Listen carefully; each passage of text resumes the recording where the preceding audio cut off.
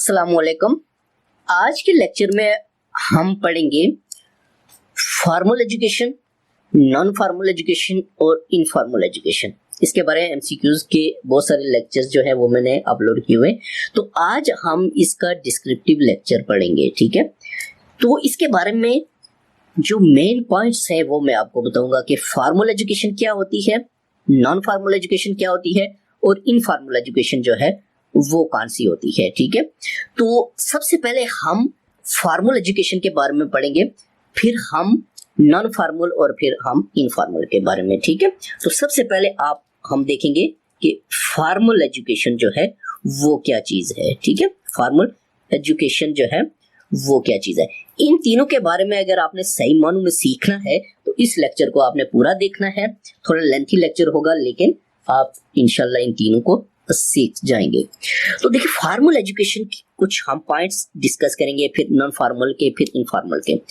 तो पहला पॉइंट है, इसमें कहता है कि जो फॉर्मल एजुकेशन होती है ये यूजुअली इन स्कूल, ठीक है, यूजुअली इन स्कूल, ओके। यानी कि फॉर्मल एजुकेशन में कहता है कि ये जो फॉर्मल एजुकेशन होती है ये यूजुअली इन स्कूल्स में दी जाती है। कैसे? एग्जांपल कि फर्ज करते हैं कि हम स्कूल्स में बच्चों को एजुकेशन देते हैं कि आपने मैथमेटिक्स का जो है ये चैप्टर नंबर 1 जो है यहाँ से लेके तो ये 9 चैप्टर तक हमने पढ़ना है।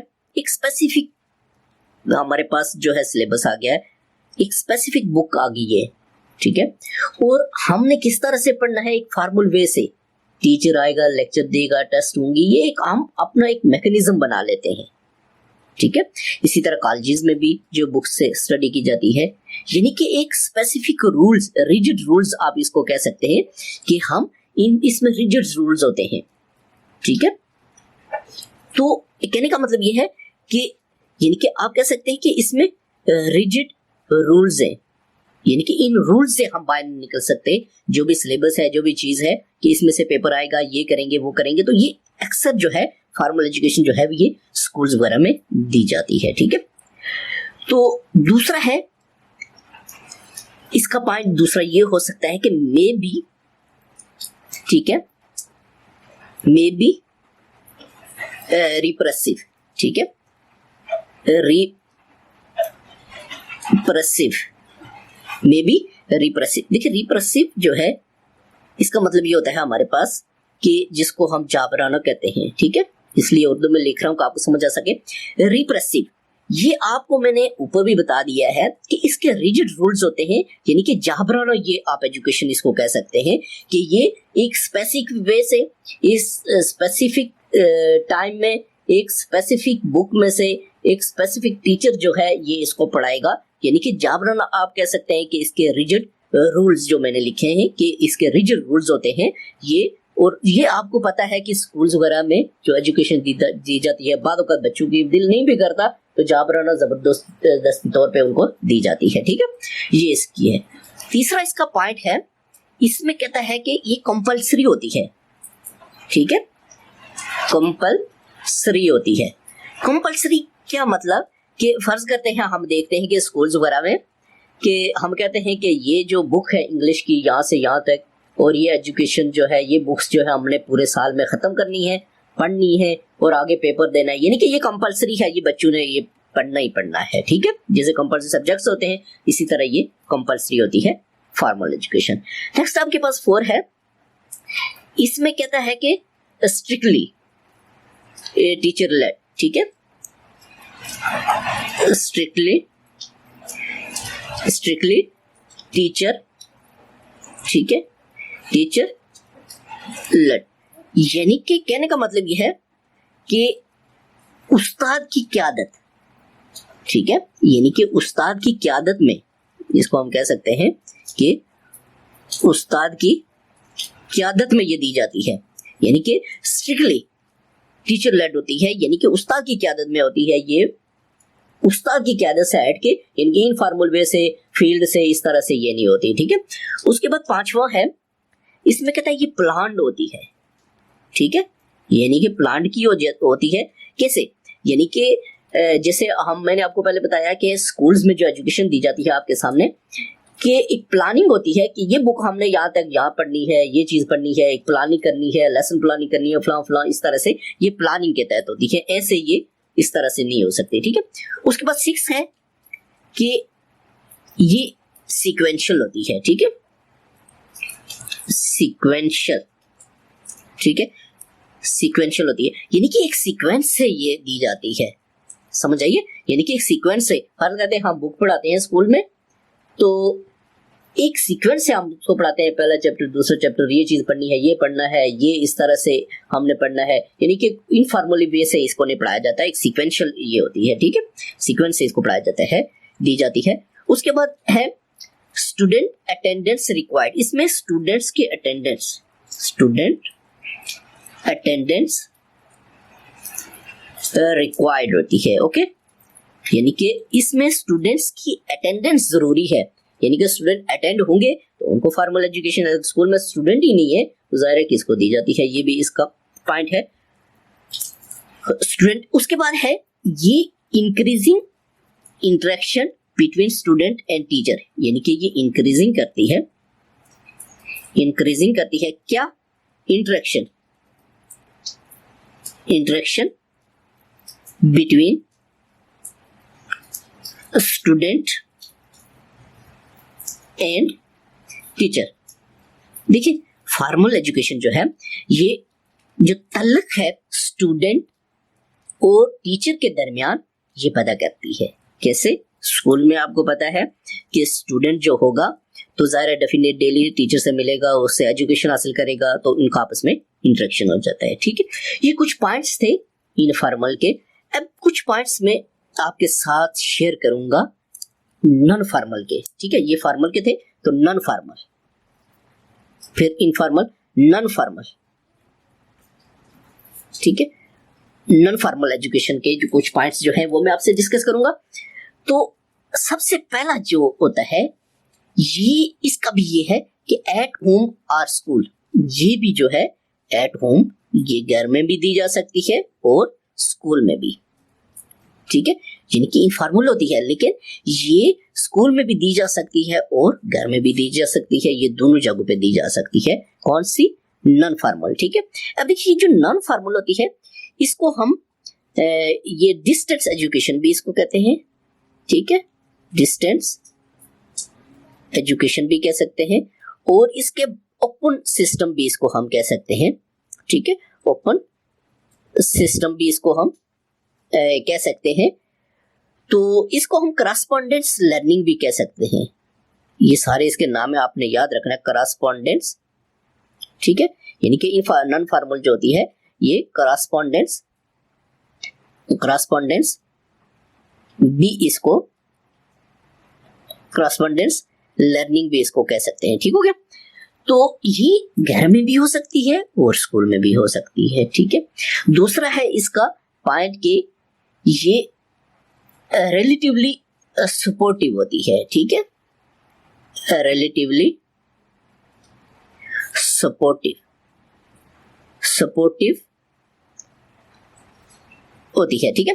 यानी कि निस्बतन मावन हम इसको कह सकते हैं, सपोर्टिव। रिलेटिव का मतलब होता है ये हम निस्बतन मावन इसको कह सकते हैं इसको, ठीक है। रिलेटिवली सपोर्टिव मीन निस्बतन मावन होती है, ये निस्बतन मावन होती है, यानी कि इसमें ये जाबराना सिस्टम नहीं होता, ठीक है, मावन मदद से ये होती है, ठीक है, ये आमतौर पर जो है। उसके बाद तीसरा है ये यूजुअली वॉलंटरी, यूजुअली ठीक है, वॉलंटरी लोग देते हैं, वॉलंटरी, वॉलंटरी, वॉलंटरी इसको दी जाती है, यानी कि इसको हम कह सकते हैं आमतौर पर रजाकाराना, इसको रजाकाराना होती है ये आमतौर पे, ठीक है, यानी कि रजाकाराना तौर पे ये दी जाती है अक्सर। नेक्स्ट आपके पास 4 है इसका, इसमें कहते हैं कि less teacher led, less teacher led, यानी कि कहने का मतलब ये है कि ये उस्ताद की क़यादत इसमें कम है, क़यादत जो है वो कम है, उस्ताद की क़यादत इसमें कम है, लेस है। इसमें तो आपने पढ़ा था ना हमने कि ये उस्ताद की क़यादत में ही होती है। और इसमें जो है नॉन फॉर्मल में लेस टीचर लेड, यानी कि उस्ताद की जो क़यादत इसमें है वो कम होती है, ठीक है।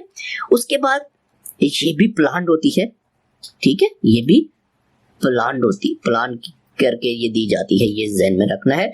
उसके बाद 6 है कि ये सीक्वेंशियल भी होती है, ये भी सीक्वेंशियल होती है, याद रखना है, ठीक है। उसके बाद 7 है, ये इसमें usually student is not required, ये यूजुअली स्टूडेंट्स नॉट रिक्वायर्ड, ठीक है। इसमें यूजुअली स्टूडेंट नॉट, क्योंकि डिस्टेंस एजुकेशन जब होगी, ओपन सिस्टम होगा, तो डिस्टेंस में ये होता है कि इस तरह से भी दी जा सकती है कि स्टूडेंट वहाँ पे मौजूद ना हो, तो थ्रू इंटरनेट या इस तरह से, या फिर ये है कि असाइनमेंट सिस्टम, इस तरह से भी ये दी जा सकती है, ठीक हो गया। उसके बाद 8 है इसका, तो इसमें कहता है लेस या नो, ठीक है, या no interaction between teacher and student, between student and teacher, या teacher and student and teacher, ठीक है।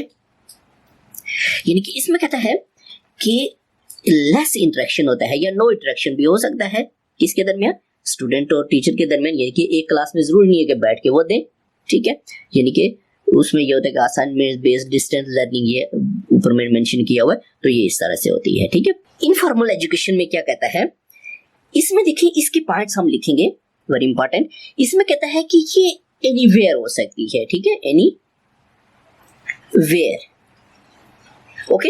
मीन एनीवेयर का मतलब क्या है, होम, घर में भी हो सकती है, ठीक हो गया, बस में भी हो सकती है, यानी कि वैन में, बस में, कहीं पे मार्केट में भी हो सकती है ये, ठीक है। यानी कि ये कहीं पे भी हो सकती है, इसका कोई स्पेसिफिक नहीं है, घर में भी होगी, स्कूल में होगी, किधर होगी, ये कहीं पे भी हो सकती है, ठीक है। इनफॉर्मल एजुकेशन जो है, ठीक है। और ये इसमें ये दूसरा पॉइंट इसका है, ये भी सपोर्टिव होती है, ठीक हो गया।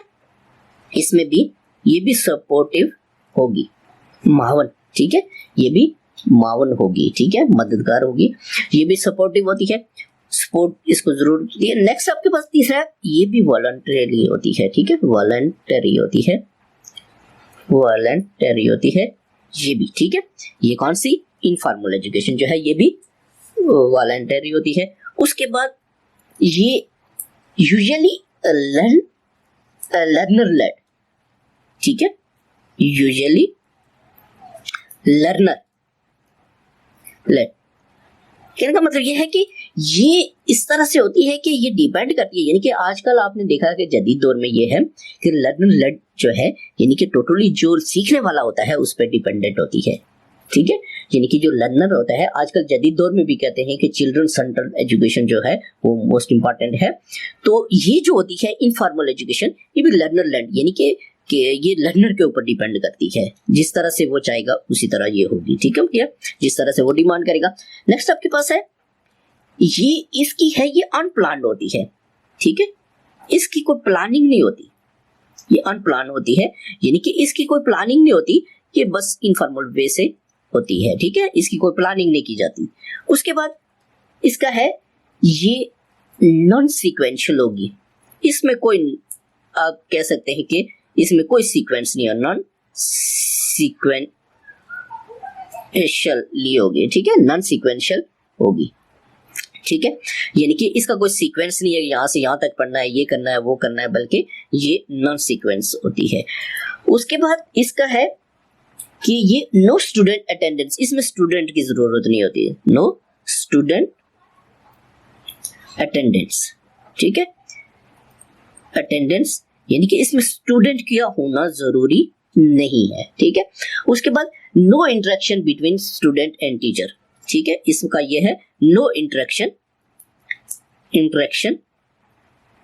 बिटवीन स्टूडेंट एंड टीचर, ठीक है, यानी कि स्टूडेंट और टीचर के दरमियान इसमें इंटरेक्शन जरूरी नहीं होता, ठीक है, तो आज के लेक्चर में हमारे पास ये फॉर्मल, इनफॉर्मल, नॉन फॉर्मल, ये तीन चीजें थी। तीन तरह की एजुकेशन जो है उसके कुछ पॉइंट्स मैंने मेन आपके लिए डिस्कस किए। तो लेक्चर को जब आप देखते हैं तो इसमें आप कमेंट लाजमी किया करें कि जो लेक्चर आपने सुना है इसमें कोई बेहतरी के लिए कोई आपकी सजेशन है, कोई भी चीज़ है तो वो लाजमी बताया करें ताकि और बेहतर किया जाए लेक्चर को।